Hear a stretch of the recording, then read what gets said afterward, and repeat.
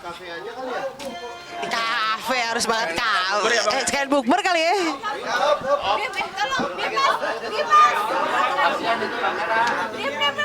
Bang Dimas, Bang Dimas. Kameramen ke belakang lo. Permisi ya, maaf ya. Dok, ayo dok. Turun lagi dong. Permisi ya. Injak aja dia nama. Lagi ngapa sih mas? Jangan dong. Lagi dok. Udah kan cukup kan? Assalamualaikum warahmatullahi wabarakatuh. Mundur dong. Itu kafe. Iya. Kafe turun. Jadi alhamdulillah tadi sudah selesai ya pemeriksaan untuk pasal-pasal yang selanjutnya. Jadi kali ini kita pasalnya Pasal 333 tentang ayat 1 tentang perampasan kemerdekaan. Ini terkait dengan laporan Doktif yang peristiwa tanggal 17 di Januari 2025 di restoran Nyonya Suharti. Yang mungkin teman-teman sudah tahu, ini terkait dengan terlapornya yaitu saudari SS dan kawan-kawan. Sela Sokia atau Rahmaina. Kalau Doktif mah pakai nama aja ya, udah nggak pakai inisial karena fitnahnya udah luar biasa. Dan di sini juga ada penggiringan nanti akan muncul narasi. Ya, akan muncul narasi bahwa dari mereka dari mana kok bisa terjadi perampasan kebebasan? Kan masih bisa live.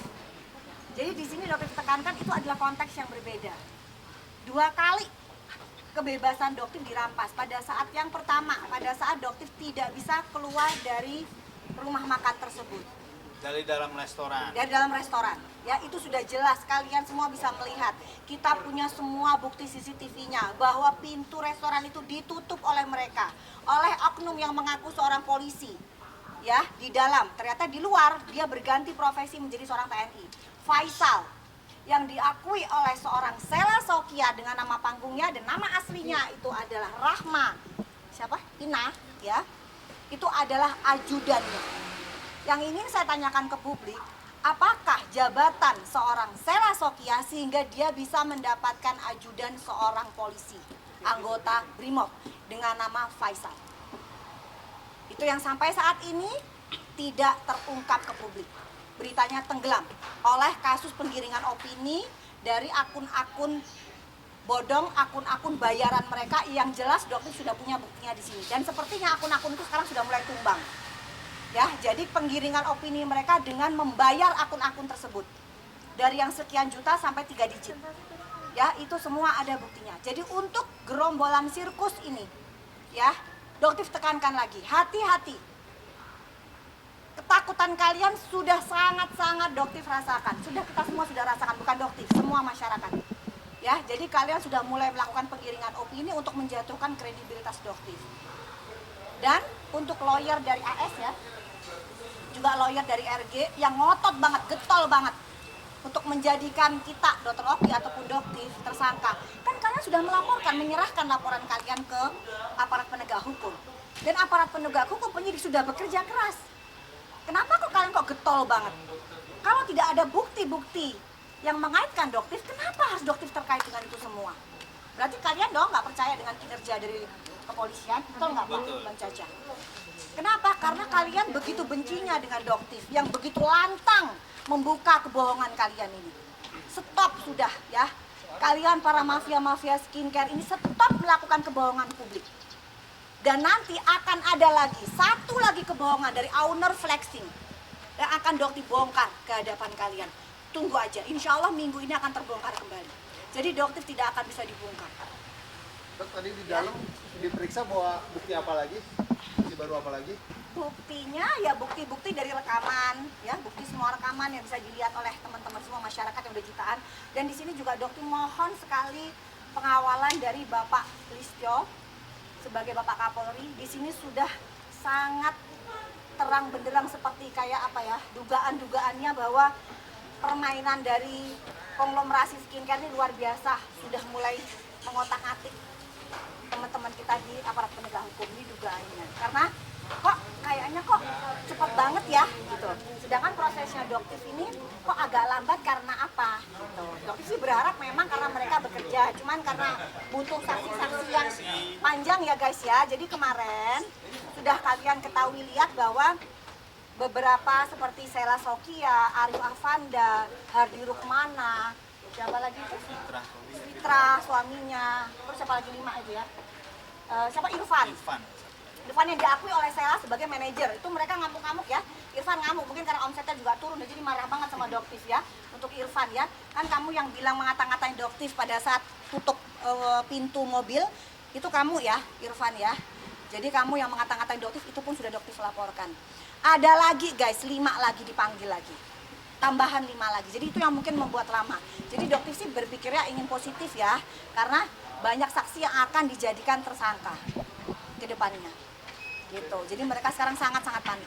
Oke ya guys ya, ada pertanyaan? Dok, dari pihak juga hari ini katanya SS juga dipanggil ke ke penyidik hari ini, tapi ditunda nih dok, jadi hari Rabu. Gimana nih kalau dokter sendiri? Kalau Doktif sih sampai saat ini nggak tahu ya soal itu, dan untuk laporan apapun Doktif nggak tahu ya. Mungkin teman-teman bahkan yang mungkin lebih tahu. Mungkin teman-teman lebih tahu sebenarnya ini terkait Ini panggilannya dengan apa? Apakah memberikan keterangan, penjelasan, Ya. atau atas laporan Doktif? Itu pun juga Doktif nggak tahu. Dok, pihak SS mengatakan bahwa akibat review yang dilakukan oleh Doktif itu sangat berpengaruh sehingga penurunan omset dan pemecatan Betul. karyawan. Nah, mungkin gimana Dok tanggapannya akan statement itu, Dok? Apakah mereka memikirkan kerugian triliunan yang sudah masyarakat rasakan? Bagaimana mereka membeli produk berulang-ulang, berbulan-bulan, bertahun-tahun, dan tidak memberikan hasil atau efek seperti yang mereka janjikan? Apakah mereka pernah memikirkan itu? Bagaimana para emak-emak ART yang berusaha untuk mengumpulkan, menabung uang, meminta ke suaminya dengan harapan, oh wajahnya bisa cerah, kulitnya bisa terjadi perubahan, dan ternyata zong.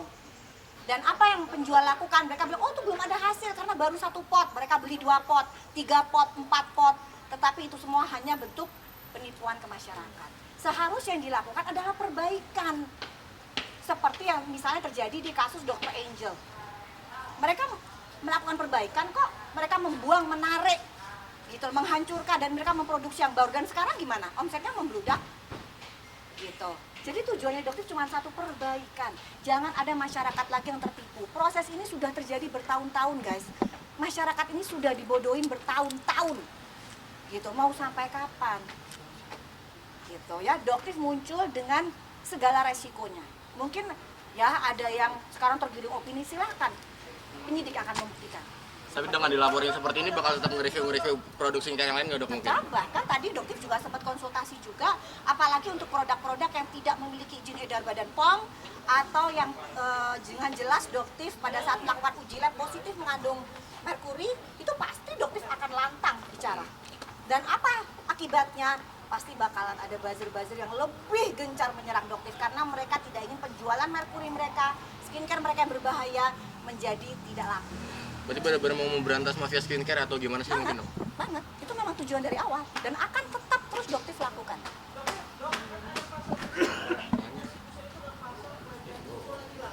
Enggak, tetap ada. Jadi pasal pelecehan seksual itu tetap ada, karena kalian bisa lihat kan bagaimana mereka amnesia, mereka bilang tidak menyentuh, tidak tersentuh, sedangkan jelas banget dilihat oleh jutaan masyarakat, ya. Ada buktinya, apa yang kalian mau elakkan? Untung semua itu terlihat dengan jelas. Jadi nggak bisa lagi mereka ngeles. Yang jelas terkait dengan kejadian tanggal 17 itu, yang pertama kita laporin pasal 335. Selanjutnya begitu kita review lagi, review dengan bukti-bukti yang ada, maka muncul pasal-pasal berikutnya yang kebetulan kita sudah laporkan ke sini, dan itu sudah tinggal kita nunggu beberapa panggilan dari tim penyidik untuk memberikan klarifikasi terkait dengan laporan yang kita telah buat. Itu aja sekarang saat ini. Tapi terkait untuk opini-opini yang terjadi selama ini, yang ada sekarang ini terkait bagaimana Doktif ataupun Dr. O ini kok belum bisa dijadikan tersangka. Saya mohon sebagai kuasa hukum, tim kuasa hukum Doktif, kepada senior saya ingin menyampaikan, mohon kepada senior ini, apabila memang Senior ini mungkin Pak Yulianus ya. Pak Yulianus, sampaikan aja Pak Yulianus ya. saya Jadi, mohon memang beliau percaya dengan jalannya hukum ini terkait dengan laporan yang sudah dibuat oleh kliennya, kami mohon percayakanlah kepada teman-teman penyidik dari Polri atau dan dari Polda ini. Ya, betul. Jadi jangan seakan-akan ingin memberikan tekanan-tekanan kepada para penyidik ataupun para petugas hukum kita, Polda ataupun Polri. Ini untuk memberikan tekanan kepada penyidik agar Doktif ini menjadi seorang tersangka. Padahal bukti-bukti yang telah diperlihatkan selama kita di pemeriksaan, alhamdulillah pendapat saya, rekan dari tim juga, tidak ada yang menyangkut sama sekali dengan Doktif. Itu aja yang saya ingin garis bawahi. Dan saya juga ada sedikit menyampaikan pesan juga untuk Pak Yulianus ini. Ya, kemarin beliau sempat berstatement bahwa kenapa handphone DS bisa diambil. Itu adalah suatu hoax ya guys. Itu adalah pemberitaan yang sangat hoax ya. Jadi sedangkan Doktif juga tantang, tapi ternyata sampai sekarang beliau tidak memberikan klarifikasi.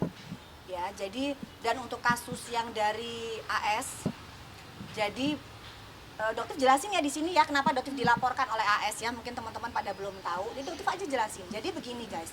AS itu melaporkan Doktif karena AS merasa tersinggung atas tulisan Doktif atau konten Doktif yang di situ menulis bahwa Fix bukan dokter, just tipper. Ya, jadi di situ beliau tersinggung dengan sebutan bahwa dia bukan dokter. Nah, yang Doktif tekankan, apakah seorang dokter boleh melakukan just tipper? Jadi, jelas jejak digital dia adalah seorang just tipper. Ya, dan mungkinkah jika Doktif membuka kebenaran itu bisa dikenakan dengan pencemaran nama baik, Bang Caca? Setuju. Ya? Itu bisa kita kaitkan dengan pencemaran nama baik. Jadi begini, jika memang Doktif ini membuka suatu kebenaran dan untuk kepentingan publik, maka pencemaran nama baik itu akan gugur dengan sendirinya. Demi hukum. Jadi jangan juga ngotot, kenapa kok nggak naik klien Anda itu memang just tipper. Ya, itu sudah ada jejak digitalnya, itu fakta. Jadi Anda pun harus menerima kenyataan bahwa klien Anda adalah just tipper dan seorang dokter tidak boleh melakukan just tipper.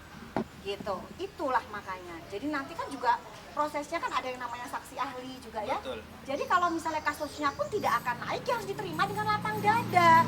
Bukan dengan menggiring opini, akhirnya bilang, nah kalian lihat kan siapa mafia skincare sesungguhnya sehingga kasusnya nggak naik.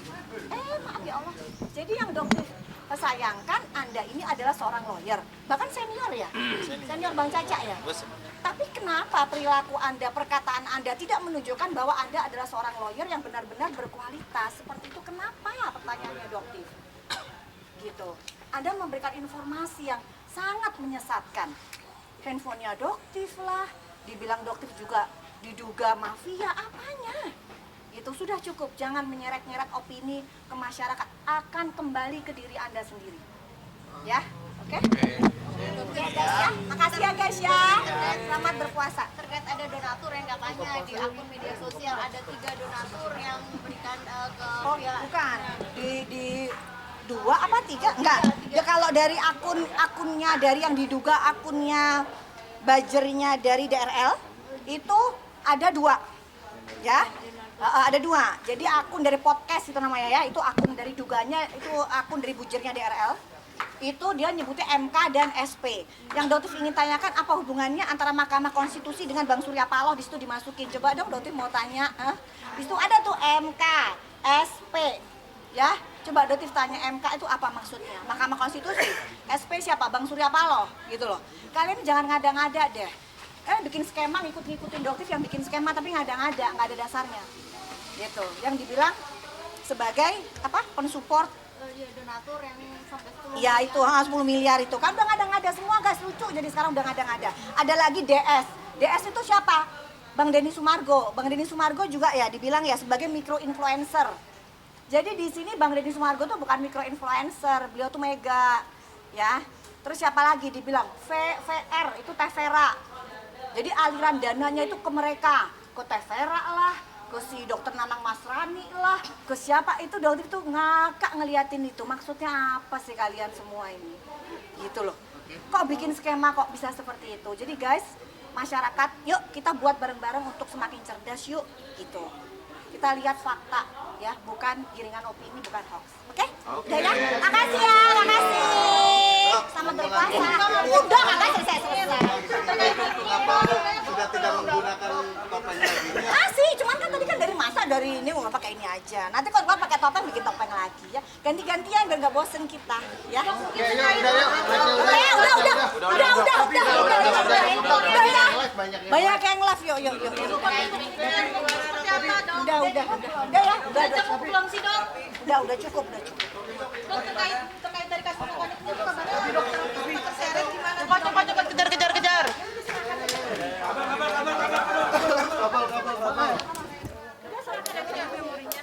Tapi kalau dokter sendiri gimana nih dok? Sekarang kasusnya seperti apa? Kalau memang bermasalah, pasti kasusnya akan berjalan. Sekarang apa yang terjadi? Kan nggak ada apa-apa. Berarti tetap aja selai begitu ya. Berarti meskipun dokter dikaitkan dengan pemerasan miliaran itu bagaimana dok? Nggak ada. Pastikan sekali lagi dokter tidak bisa disop ya dok? Nggak ada, ya udah nggak ada. Oke, tapi semua itu nggak ada dan tidak bisa dibuktikan kebenarannya, ya. Dok, tapi banyak yang menilai di kasusnya Kaniki ini banyak adanya kejanggalan dok. Karena bermula awalnya karena endorsement doang dok. Gimana dok? Ya Dotif nggak tahu ya kan karena ini kita punya kehidupan sendiri yang Dotif nggak ngikutin 1x24 jam kehidupan beliau seperti apa. Gitu, ya. Tapi dokter sendiri udah sempat jenguk belum sih? Kenapa sempat jenguk? Belum kan katanya harus daftar dulu kan? Karena harus daftar dulu, Doktif tuh nggak ngerti guys, Doktif tuh nggak ngerti ya. Jadi caranya aja tadi jenguk gimana, daftar dulu. Ya makanya Doktif ternyata harus daftar dulu, nggak tahu Doktif sama sekali. Nggak ngerti urusan-urusan beginian. Ya katanya harus daftar dulu, daftarnya kemana, katanya ada barcode. Baru tahu ini semua ya. Jadi jangan lagi, bahkan kan TNM pernah Doktif tuh nggak ada kaitannya sama sekali, itu terlontar loh dari omongannya Teh Nikita sendiri. Tapi mereka menggiring luar biasa, seolah-olah Doktif memang terkait dengan ini itu. Udah jangan pada panik ya, kalian jangan pada panik. Udah Owner Skincare nikmatin aja prosesnya, ya perbaikin produk kalian. Ya, kalau masyarakat akan melihat, kalau kalian masih menjual produk-produk seperti itu atau menggiring opini, masyarakat dijamin nggak akan lagi percaya dengan produk yang kalian jual. Berarti pastikan memang tidak ada hubungan sedikit pun dengan Nggak ada, pemerasan ini ya nggak ada dokter sama ya? sekali. Oke? Mungkin yang terakhir cukupnya untuk Terakhir dari tadi, terakhir mulu. udah ya. Ya oke ya, udah pokoknya gini aja. Teknik kita prosesnya yang terbaik aja. Kebenaran pasti akan mencari jalannya. Oke, bye.